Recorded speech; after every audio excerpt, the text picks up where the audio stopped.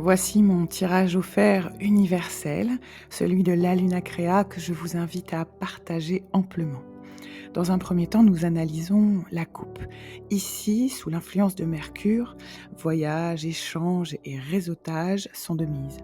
Le compas se permet de créer des repères, des objectifs, et l'équerre de redéfinir le cadre de nos ambitions. Il s'agit bien d'entreprise, la symbolique de la relation à l'autre, orientée sur l'entraide, la cohésion, l'esprit d'équipe. À côté d'elle, Jupiter, c'est l'influenceur, le chef qui est en vous, qui donne les directions à l'orchestre tout entier. C'est à la fois une invitation à un réalisme cru, mais aussi à ne pas omettre de se regarder avec objectivité. Vous commencez à vous connaître, donc n'imposez pas vos doutes aux autres. Affrontez vos peurs, car avec de la persévérance, vous deviendrez vite celui qui commande dans la nuit. La conjonction de ces cartes invite à planifier sagement la rentrée en préparant un projet digne de vous, ni trop ambitieux, car il est important de faire le point régulièrement.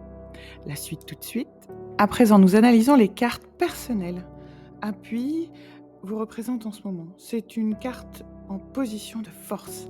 Faites attention à ne pas écraser les autres avec votre vision, parfois trop égocentrique, car vous êtes capable d'inspirer les autres, à condition de rester à leur écoute. Jupiter, c'est l'influenceur. Ne perdez pas de vue votre douceur. C'est un mode protecteur, puissant, mais aussi épuisant. Il est question ici de préserver votre énergie. Avec passion, c'est tout ce que l'on prend trop à cœur, puisqu'elle est en position défavorable. Attention à ne pas tout prendre personnellement. Mais il y a énormément de puissance dans cette carte, car il y a une inspiration puissante, un désir de vibrer et de ressentir le monde dans toute sa puissance. Voyons voir la suite. Nos cartes racines ici parlent des conditionnements à conscientiser pour être ancrés et en place. Famille, c'est la carte qui est dans la colonne Yang. Ici représente un petit oiseau qui couve ses petits poussins. Il exprime le besoin de protéger, d'amour et de couver tendrement les autres. Vénus, souvent perçue comme sacrificielle, est sous l'influence d'un ego symbolisé par l'oiseau qui s'oublie au profit des siens et qui nous rappelle que l'amour est un échange d'énergie, non pas un don exclusif. Réussite, de l'autre côté, sous l'influence du soleil est en yin, le féminin. Il remplace le symbole de la couronne du héros perfectionniste en quête de reconnaissance. Ces lauriers peuvent être symboles d'un besoin d'être vu et reconnu pour des efforts rarement perçus par les autres. N'oubliez pas de faire avant tout les choses pour vous et votre lumière intérieure pourra jaillir correctement. Prendre soin de soi en priorité pour conserver une énergie stable. La coïncidence des deux nous parle bien encore une fois. On est sur beaucoup d'ego aujourd'hui dans ce tirage. Analysons ensemble à présent les symboliques des cartes spirituelles. Le mental est en stress en ce moment. Procès, ce sont vos croyances paradoxales qui s'affrontent. Mars, en effet, c'est le guerrier intérieur, omniprésent. Quand c'est à vous-même que vous cherchez à résoudre des conflits intérieurs, c'est une remise en question de votre désir de sacrifice et de don de soi qu'il est temps de conscientiser. Une approche différente va devenir nécessaire, indispensable au bon fonctionnement de votre vie. Enfin, que raconte Accident ? C'est une carte qui fait très peur. Elle parle d'une période de transformation, de mutation effrayante.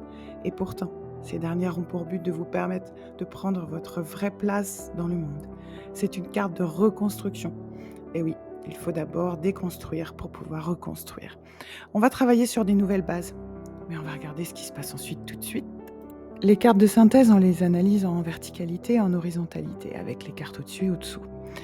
Ici, on a élévation, une carte très solaire et positive, de l'ego qui cherche sa place dans le monde. Pas dans un système vertical, bien sûr, où les uns s'assoient sur les autres, mais bien horizontal, où chacun a un rôle fondamental à jouer. On cesse de se laisser écraser par l'autoritarisme et on prend sa vraie place en conscience. Celle qui permet avec passion d'exprimer nos talents sans trop en donner et en cessant, séance tenante, d'accepter l'inacceptable, car on croyait bien faire en protégeant les autres de nos véritables désirs. Attention quand même, car avec ennemi, le serpent détenteur de la connaissance, on maintient une situation qui risque encore d'être inconfortable un bon moment. Par souci d'équité, mais aussi parce qu'on est à l'intérieur d'un nœud de métamorphose. Et puis, le sacrifice était bien présent jusqu'à avec famille, qui maintiendra encore quelque temps de l'inconfort, le temps de faire les ajustements nécessaires au changement. Donc le guerrier va continuer son travail puissant. Alors dans cette sixième étape, nous allons analyser les solutions et les freins par rapport à notre vécu actuel. Découverte, c'est une carte d'exploration qui nous renvoie à sagesse, la connaissance intérieure et à l'affrontement des peurs, qui est ici ramenée sous l'influence du satellite, des émotions, la Lune. Elle cherche son étoile pour connaître sa destination et non pas sa destinée qui nous priverait de notre libre arbitre et plutôt notre pouvoir d'autodétermination. Détermination. On cherche à retrouver sa lumière en affrontant paisiblement nos tumultes émotionnels. En conclusion, oh, regardez qui est là, la chipie de destinée, elle revient encore nous taquiner. La fameuse clé de la Kabbale qui invite à ne plus subir et à se choisir en conscience. On peut en parler des heures de cette carte. En tout cas, avec moi, vous pourrez dévoiler vos désirs, vos envies en séance. Et oui, car j'éclaire votre chemin, n'oubliez pas. Alors, la conclusion de ce tirage universel. La carte à travailler, c'est plaisir, fruit de la persévérance et du travail. Il est question d'apprendre à apprécier les moments précieux de la vie. À quoi sert la musique, la poésie, l'art et les agapes si ce n'est pour vibrer avec l'univers dans cette incarnation? Vous êtes vivant et vibrant, ne l'oubliez pas. Au centre, c'est une carte qui vous invite à questionner votre relation à l'amour, tout court, ou à l'autre, s'il est dans votre vie. Quel est votre sentiment? Est-ce que vous êtes comblé? Est-ce que vous arrivez à le combler? Êtes-vous heureux, frustré? Est-ce que vous êtes à votre place?